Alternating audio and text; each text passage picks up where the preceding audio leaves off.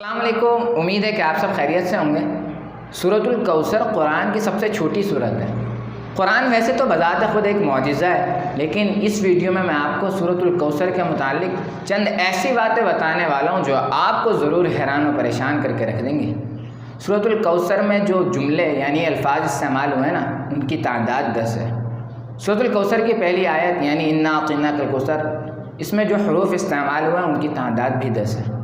دوسری آیت فصلی لربک وانحر، اس میں بھی 10 حروف استعمال ہوئے ہیں۔ تیسری آیت ان شانئک هو الابتر، اس میں جو حروف استعمال ہوئے ہیں ان کی تعداد بھی 10 ہے۔ وہ حرف جو اس صورت میں سب سے زیادہ تکرار کے ساتھ استعمال ہوا ہے وہ الف ہے، جو کہ 10 مرتبہ آیا ہے، اور وہ حروف جو اس صورت میں صرف ایک مرتبہ آئے ہیں ان کی تعداد بھی 10 ہے۔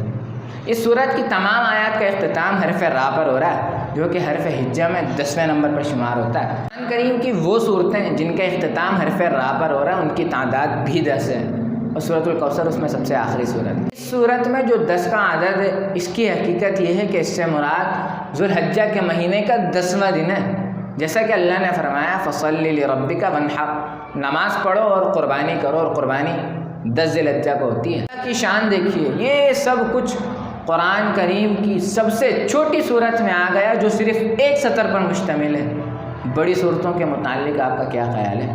اسی لیے تو اللہ تعالیٰ نے فرمایا کہ جو کچھ میں نے بندے پر نازل کیا، اگر اس میں کوئی شک ہے تو اس جیسی کوئی صورت تو بنا کے لیا ہے۔